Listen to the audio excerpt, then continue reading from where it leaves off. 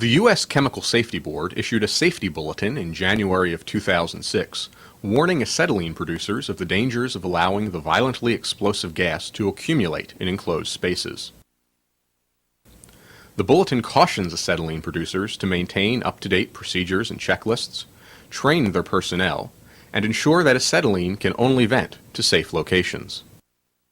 The CSB Safety Bulletin followed an investigation into the January 25, 2005 explosion at Acetylene Services Company, or ASCO, that killed 3 workers and gravely injured a 4th. The incident occurred at the company's plant in Perth Amboy, New Jersey.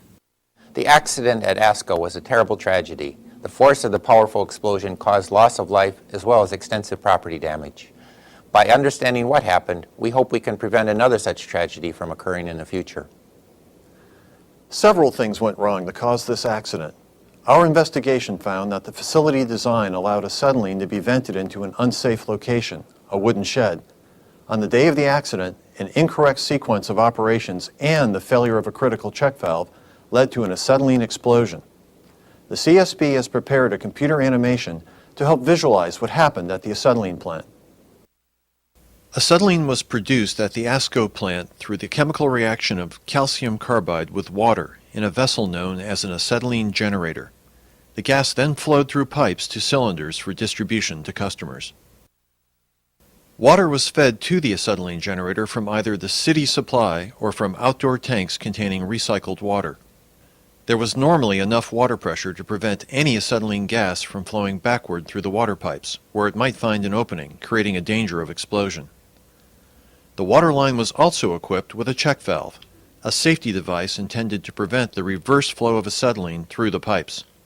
In normal operation, water flowed through the check valve into the generator. Should the water pressure fall, a plug in the check valve was supposed to block the flow of acetylene. The recycled water was supplied from several large outdoor tanks. The tanks were connected by wooden panels, forming a shed. A drain valve on the recycled water line discharged onto the ground inside the shed. On the night before the incident, this valve was left open to protect the water line from freezing. The next morning, the acetylene generator was started up using the city water supply. The CSB believes that operators later shut off the city supply, opened the valve to the recycled water line, but then, for some reason, delayed switching on the flow of recycled water. Without water pressure, acetylene began to flow backward from the generator. The check valve was the only remaining safeguard to prevent acetylene from reaching the open drain in the shed. But on the day of the accident, the check valve didn't work. The CSB later found that the design of the valve allowed the plug to become misaligned, allowing acetylene to flow back into the water pipe. The gas flowed back through the check valve, through the recycled water line, and out of the open drain valve into the shed. The concentration of acetylene built up to a dangerous level. The CSB believes the acetylene gas most likely ignited when it contacted the hot surface of a propane space heater at the far end of the shed.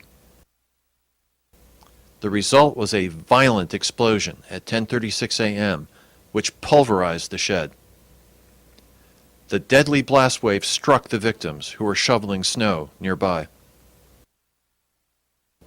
As you have seen, had up-to-date operating procedures been in place and followed, had the acetylene check valve been less susceptible to a critical failure mode, and had the facility been equipped with appropriate heating and electrical equipment, this accident would not have occurred.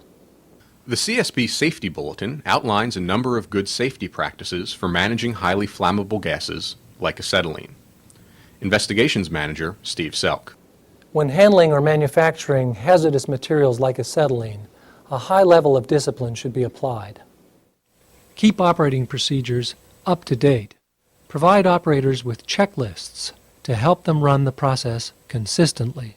Ensure that vessels and pipes that contain flammable materials are only vented to safe locations. Check for potential sources of ignition in areas where flammable materials might be released. Another thing that CSB recommends is that facilities broadly interpret codes that may be applicable to their operations. The National Fire Codes explain how low-temperature heating, like steam, shall be used for locations that may contain acetylene.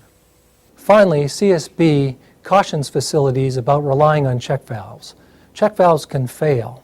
Select a check valve that's appropriate to your application. In addition to those safe handling measures, the CSB issued 3 specific recommendations addressed to the companies involved and to OSHA. Board Member Gary Vischer.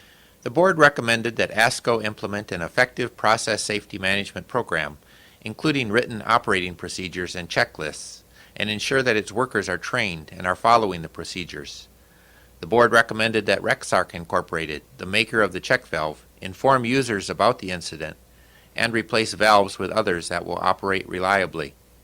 And finally, the board also recommended that the Occupational Safety and Health Administration, OSHA, update its acetylene standard, which now contains certain obsolete provisions. In summary, we at the Chemical Safety Board believe that following these recommendations and the other measures discussed in this safety bulletin will prevent similar accidents from occurring in the future. The CSB Safety Bulletin on flammable gas accumulation dangers is available online at csb.gov.